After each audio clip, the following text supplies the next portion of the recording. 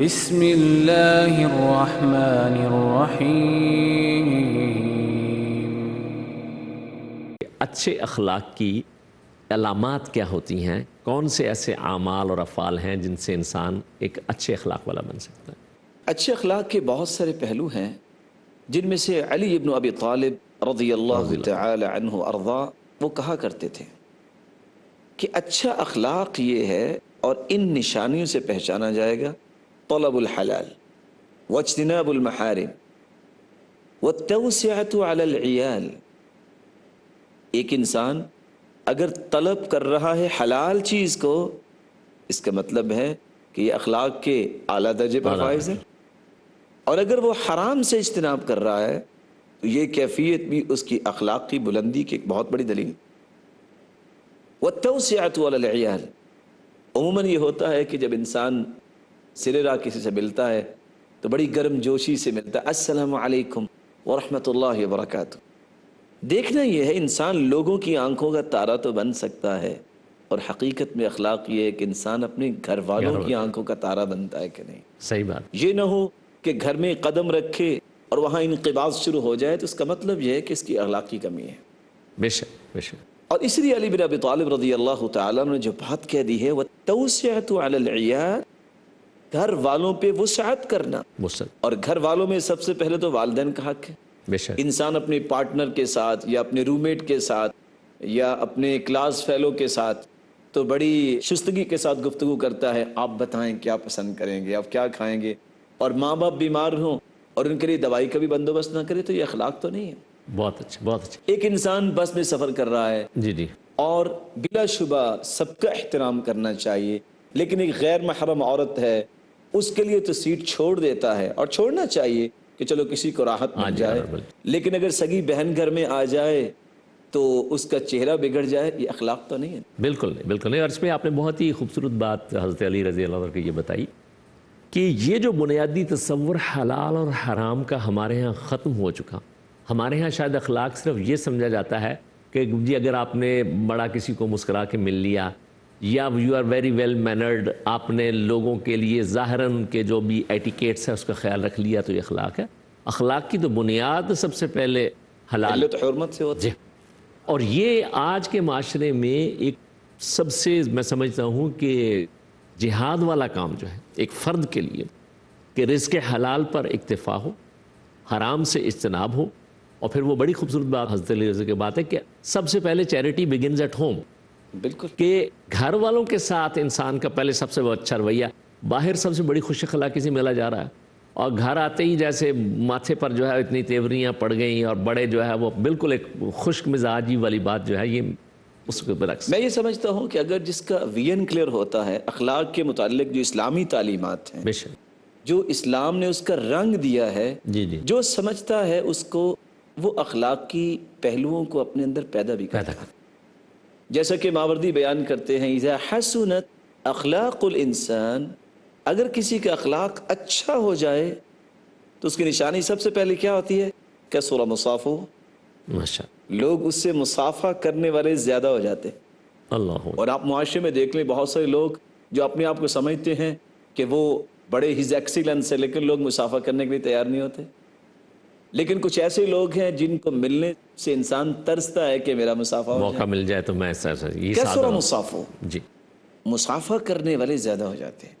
وقل معادو، دشمنی کرنے والے تھوڑے ہو جاتے ہیں۔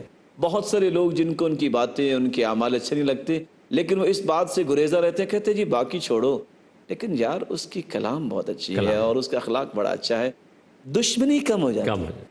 وَتَسَهَّلَتْ عَلَيْهِ الْأُمُورِ الصِّعَامِ، اور اللہ تعالیٰ کی یہ خاص عنایت ہوتی ہے کہ مشکل سے مشکل کام بھی اس کے لیے آسان ہو جاتے ہیں۔ سبحان آپ کسی آفس میں جاتے ہیں تو وہ صبح سے کام کر کر کے کس طرح بیچارہ وہ چڑچڑا پن اس میں آ چکا ہوتا ہے، اگر آپ اس کو جا کے کہتے ہیں السلام علیکم ورحمۃ اللہ وبرکاتہ، کیا حال ہے میرے محترم، تو وہ سمجھتا ہے کہ کتنا خیر خواہ میرے پاس آ گیا۔ میرے پاس آ گیا۔ نتیجتاً جو شاید نہیں ممکن تھا کہ فوراً کام کر دے، وہ کہے گا جناب آپ تشریف رکھیں، ہاں، آپ کو پانی پیش کیا جائے، آپ کو چائے پیش کی جائے، اور کام بھی آسان ہو جائے۔ بے شک بے شک۔ وَلَانَتْ لَهُ الْقُلُوبُ الْغِضَابُ، انسان ہے، شیطان بھی اس کا دشمن ہے، حاسد بھی دشمن ہوتے ہیں، لیکن اخلاق جب انسان کا اچھا ہو جاتا ہے تو پھر مشکل سے مشکل کام جس طرح آسان ہوتے ہیں، وہاں وہ دل جس میں غیظ و غضب ہوتا ہے وہ بھی ٹھنڈے ہو جاتے ہیں۔ اللہ اس وجہ سے اس شخص کی گفتگو کتنی اچھی ہے، اس نے ہمارے ساتھ کوئی برا پہلو پیش ہی نہیں کیا،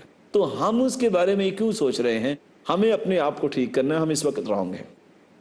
تو اخلاق جو ہے، جب انسان کا ویژن کلیئر ہو جاتا ہے اخلاق کے بارے میں، تو پھر یہ چیز ہوتی ہے۔ اور یہاں میں رک کے ایک بات کہنا ضروری سمجھتا ہوں، بعض لوگ اخلاق کو بہت اچھی طرح سمجھنے کے باوجود سلام لیتے وقت بھی کوئی 2 انگلیاں کرے گا، کوئی الٹا ہاتھ کرے گا، اور کوئی ہاتھ بند کر کے۔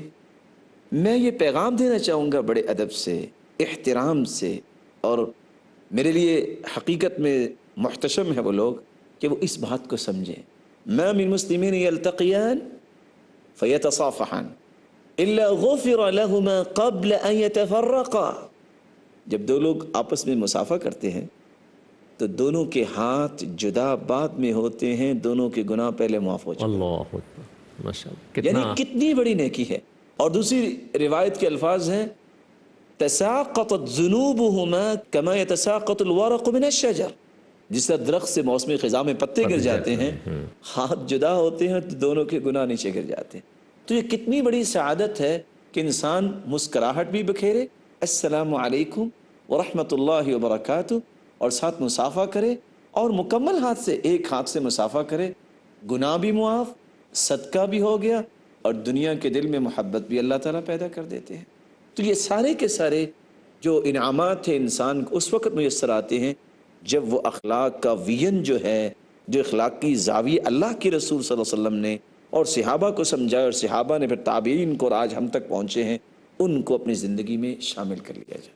ماشاءاللہ ماشاءاللہ، یعنی یہ گویا کہ اچھا اخلاق کا اختیار کرنا جو ہے، اس سے اللہ سبحانہ و تعالیٰ لوگوں کے دلوں میں ایسی نرمی پیدا فرما دیتا ہے کہ اس سے انسان کے مشکل کام بھی آسان ہو جاتے ہیں۔ ہاں جی، اور لیکن وہ بات وہی ہے کہ یعنی اس میں اگر وہ انڈر لائن جو پہلی 2 پری کنڈیشنز ہیں کہ حلال پر جو ہے سارا انسان کا فوکس، کیونکہ حلال روزی کے نتیجے میں ہی ساری عبادات بھی قبول ہیں، دعائیں بھی قبول ہیں، اور حرام سے جو اجتناب ہے، اصل میں حلال اور حرام کے حوالے سے بھی ہمارے جو تصورات ہیں شاید ہم نے اس کو صرف رزق تک یا روزی تک محدود کر دی ہے۔ بالکل، جبکہ حلال اور حرام کے حوالے سے میں چاہوں گا کہ تھوڑی سی آپ یہ وضاحت لوگوں کے سامنے رکھ دیں کہ کون کون سی، یعنی اس روزی کے علاوہ بھی معاملات میں حلال اور حرام کا سلسلہ جو ہے پیش ہے، کیونکہ یہ اتنی اہم بات ہے کہ اس پر ساری اگلی ہماری یعنی انسان کی وہ فلاح کا دار و مدار ہے۔ اصل میں رسول اللہ صلی اللہ علیہ وسلم نے ایک اصول دے دیا ہے۔ جی،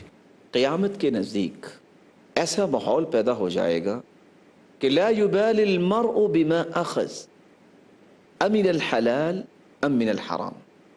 کسی کو پرواہ نہیں ہوگی کہ میں مال حلال کا لے رہا ہوں یا حرام کا۔ اور سلف کی بات مجھے اتنی اچھی لگتی ہے، آج تو وہ رویے ختم ہو گیا کہ جب وہ نیک لوگ گھر سے روانہ ہونے لگتے تو گھر والی اس کو دروازے تک سی آف کرنے آتی تھی، اور آج شاید کہ خال خال ایسے مبارک لوگ ہوں گے جن کو یہ چیز جی یہ نعمت میسر ہے۔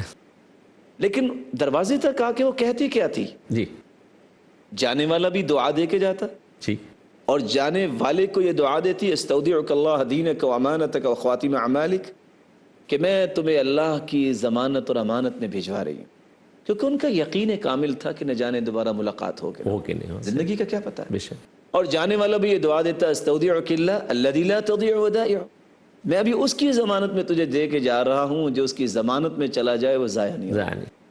اور وہ وہاں دروازے پہ کھڑے کھڑے ایک گزارش کرتی تھی، ایاک وکسب الحرام، اللہ، حرام سے بچانا، فإنا نصبر على الجوع والضر ولا نصبر على النار، میں اور میرے بچے بھوک برداشت کر سکتے ہیں اور تکلیفیں برداشت کر سکتے ہیں، لیکن قیامت کے دن جہنم کی آگ برداشت نہیں کر سکتے۔